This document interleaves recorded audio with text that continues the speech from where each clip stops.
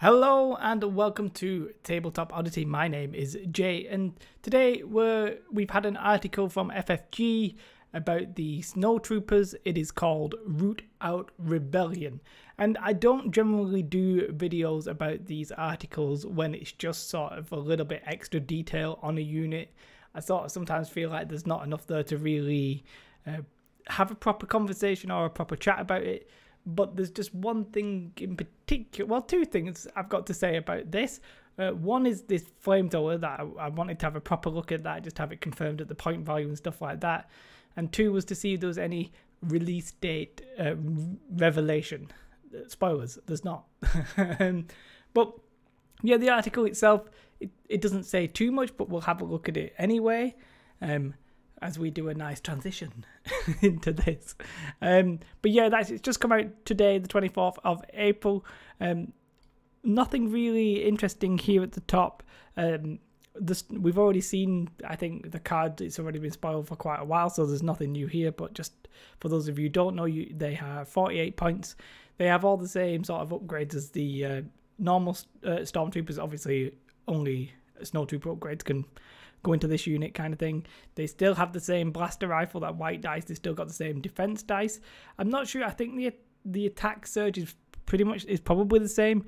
They are 4 points more expensive though than the normal ones, Stormtroopers.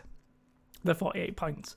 Instead of having precise 1, which would give them an extra reroll when they aimed, they have steady, which lets you move and shoot. And that's important because they are only movement 1. They're very Darth Vader-esque in that sense. They can move, and well, it says in the article they can aim, move, shoot. So they can all pretty much get a lot of things done whilst advancing across the board. And we'll come back to that in a moment, as in like right away. So they can take 2 upgrades, as you can see here. Everything else is the same. Like they can take an extra trooper, they can take the gear and the whatever the other one is, the grenades. So the flamethrower, this is the interesting one. It's 20 points. So if you just got that as well as the normal upgrade, just on its own, it would be 68 points. I wonder how much a normal guy upgrade is for this. You know, just an extra trooper. It doesn't actually say, because how much would that be? 12. It's probably 12 points. So you could have, 80 points. You'd have a unit of 6, and you'd have the flamethrower. Now the flamethrower, so let's go through it, is the keywords. You get one black dice. We'll get onto why it's not necessarily 1. It has blast, which ignores cover. Brilliant. But so do the grenades. So what's the advantage here? Well, it has spray. So for every model in that, you add that weapon's dice to the attack pool for each minute in the defending unit to which line of sight is not blocked. So basically, let's say this one trooper, this one guy, your other unit can do whatever it wants. This one guy can shoot at a unit in cover because it's got blast, as we'll see in this picture. And just that one guy is getting 1 black dice for each of those minis. So how many is that? In that case, it's 6. So that one guy would get 6 black dice, all ignoring cover against that unit. It is only range 1, but damn, if you can get that into range, and considering you can move, and shoot, yeah, you wouldn't have any rerolls, but you can do it. Obviously, that's only movement 2 still, but you can get across the board quickly enough. Anyway, that spray, oh, it's good. 20 points, that is my favourite upgrade for this unit. The downside is, because of their movement, they are going to be a little bit easier to pick off. Obviously, you're going to have the Flametroopers going to be the second to last mini left, but they'll still take suppression and all that kind of stuff. It's really good. I'm not sure how easy it will be to get into position, but imagine you took maybe like 6 of these, like for all 80 points. You could easily do it. It's possible. Models in cover is not really going to do anything against them, but I really like the Flametrooper. If you can get it into use, the Flametrooper's great, right?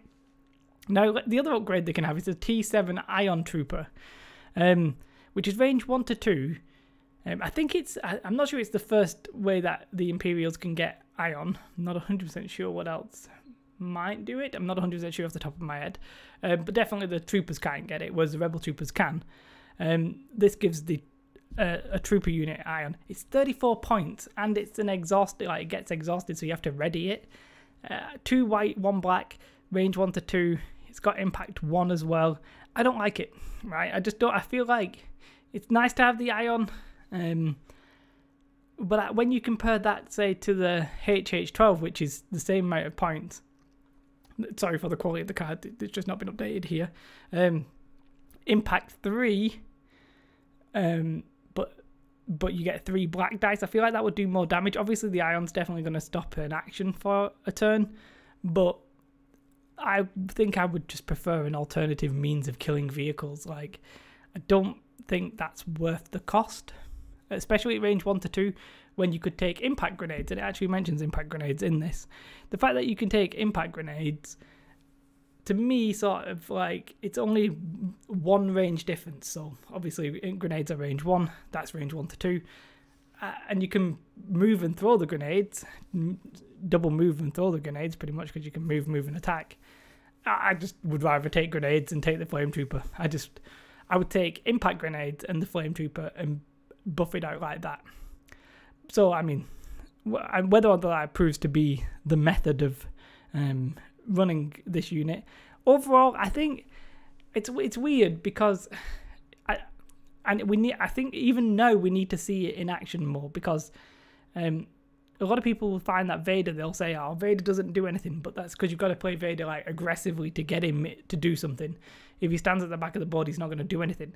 And it sort of feels like the same with these. Like, if you're just taking the Snowtroopers without a proper heavy upgrade, you're really just trying to be mobile, but not really, because you're going to move 2 and shoot.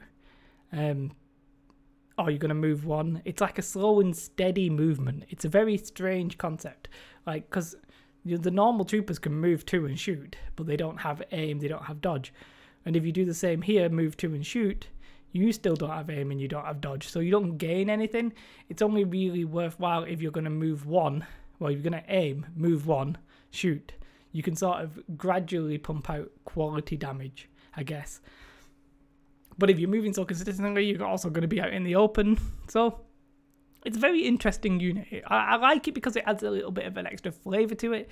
I really like that Flametrooper. A bit of me really wants to just take some Flametrooper like spam and just be like, you're going to have to kill all of me before I get into combat with you, or I get close to you, because I'm going to decimate your units in cover, bro. I wouldn't normally say bro, but I said bro in this circumstance. But that's it really. Like, there's nothing else really here. The only other thing that it mentions is normally it says like you can expect these in Q2, but there isn't anything. So a lot of people are thinking right now that the Snowtroopers have been delayed. It seems like they're not actually coming with vias, which is I personally find unusual, but I guess it is to be expected if they run into problems and stuff like that. The article doesn't give any dates. People, I think, maybe like 2-3 weeks maybe. Vias were still expecting this week, possibly. Some people have started getting it, but no indication exactly on this. And that's my little pet peeve. I did a video on that about how I don't like the release dates, but there it is. So I dragged this out. There's not that much to say. We just got a full look at the Flamethrower. Let me know your thoughts. Are you planning on buying a shed ton of these? It's very weird because, like, I've got 5 units of Stormtroopers. I've not even painted them all. And I need to buy some of these and paint these up as well. I'm like falling further and further behind. It's because I try and make videos and stuff like that, but nonetheless. Anyway, let me know your thoughts on this unit, especially that Flamethrower. Let me know your thoughts on that. And as ever, guys, have a most beautiful day. Do like, subscribe, and have a beautiful day. Goodbye. Bye.